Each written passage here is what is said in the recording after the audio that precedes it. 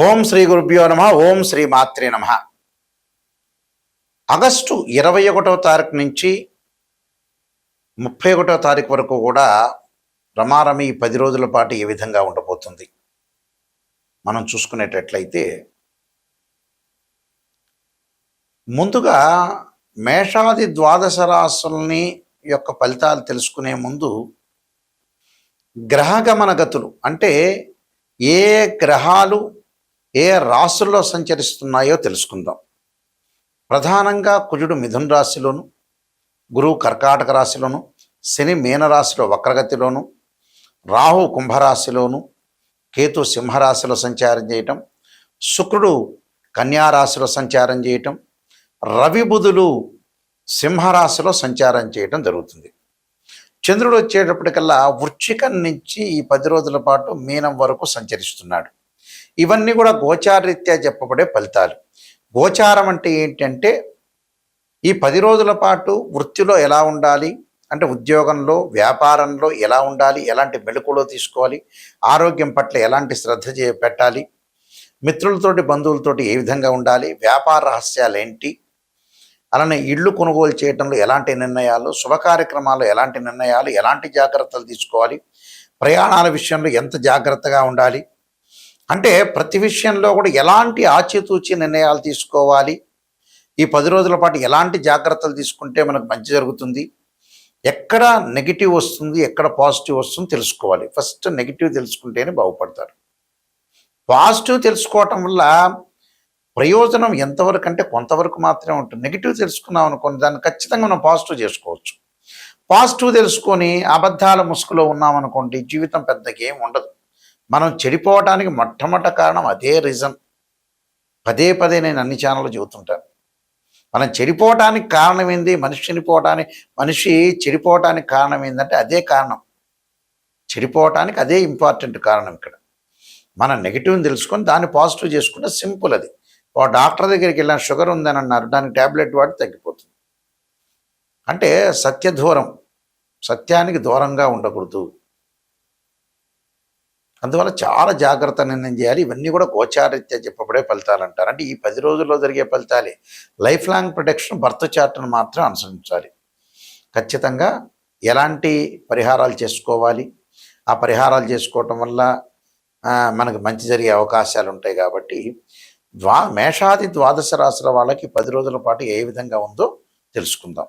ధనుస్సు రాశి వాళ్ళకి 10 రోజుల పాటు ఏ విధంగా ఉండబోతుంది.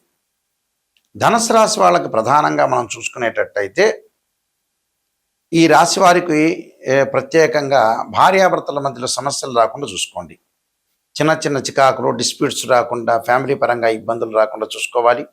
కోర్టు సమస్యలు, రియల్ ఎస్టేట్ రంగంలో ఉన్న వ్యక్తులకి చిన్న చిన్న గొడవలు వచ్చే అవకాశం ఉంటుంది. అలాంటివి రాకుండా చాలా జాగ్రత్తగా ఆచితూచి అడుగు వేయండి. ఫైనాన్షియల్ పరంగా ఆర్థిక పరంగా కొన్ని సమస్యలు వెంటాడుతుంటాయి వీళ్ళని. అంటే రుణ బాధలు వెంటాడుతుంటాయి. రుణాల విషయంలో కొంచెం జాగ్రత్తగా ఉండండి. అయితే అన్ని రంగాల వాళ్ళకి ప్రోత్సాహకరంగా ఉంటుంది, వాతావరణం ఉంటుంది. సన్నిహితులతోటి విందులు వినోదాల్లో పాల్గొంటారు. ఆరోగ్యం అనేది కొంత సహకరిస్తుంది.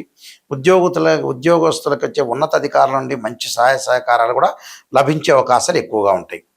శుభ కార్యక్రమాలు చేసే అవకాశాలు కూడా బాగా ఎక్కువగా ఉంటాయి.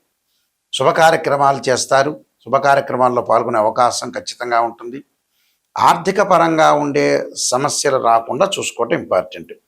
ఏదో రకంగా నష్టం, అంటే 100 రూపాయలు వస్తుందంటే 80 రూపాయలు నష్టం వస్తుంది. ఆ నష్టాన్ని కొద్దిగా కంట్రోల్ చేసుకోండి. ఎవరితో కూడా మధ్యవర్తిత్వం అనేది పనికిరాదు. మౌన వ్రతాన్ని పాటించండి. ఇష్టదేవత యొక్క ఆరాధన చెయ్యండి.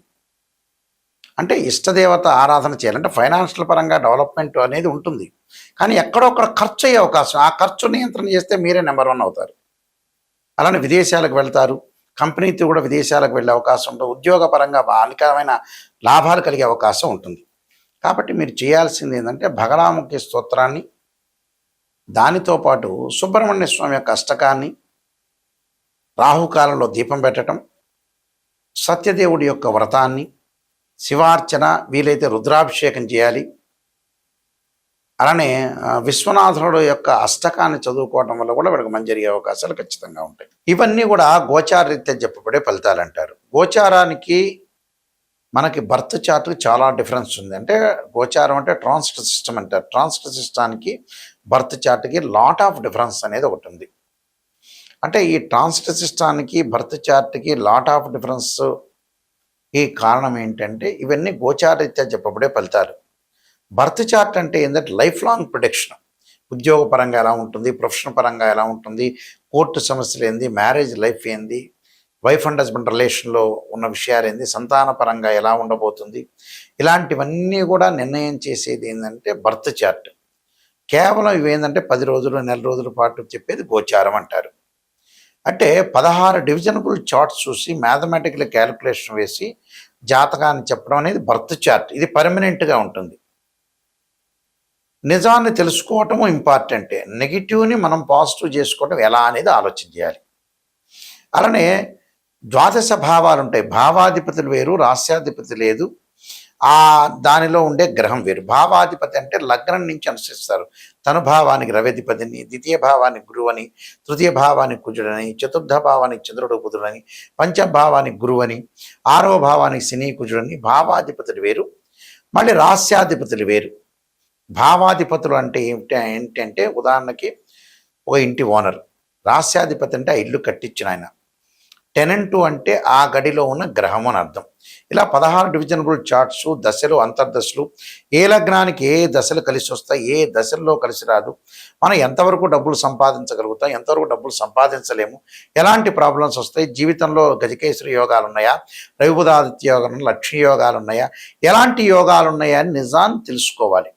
నిజం తెలుసుకోకుండా ఒక ఆస్ట్రాలజర్ని, కరెక్ట్ ఆస్ట్రాలజర్ని పట్టించుకోకపోతే, కరెక్ట్ ఆస్ట్రాలజర్ దగ్గరికి వెళ్లకుండా ఏదో రకరకాల ఉన్న వ్యక్తుల దగ్గరికి వెళ్తే ఫలితాలు ఏం రావు. చివరికి ఆస్ట్రాలజీ మీదే నమ్మకం పోతుంది. మీరు ఎంచుకోవాలి, చూస్ చేసుకోవాలి మంచి వ్యక్తి ఎవరని. అలా చూసుకొని నిజాన్ని చెప్పండి గురువు గారు అంటే చెప్పాలి. అప్పుడే రిజల్ట్స్ వస్తాయి, లేకపోతే రిజల్ట్స్ రానే రావు. అందువల్ల ఖచ్చితంగా మీరు ఇలాంటి రిజల్ట్స్ కోసం ఖచ్చితంగా మీరు తెలుసుకోండి. మా వెబ్సైట్ www.nayakanti.com, nayakanti.in.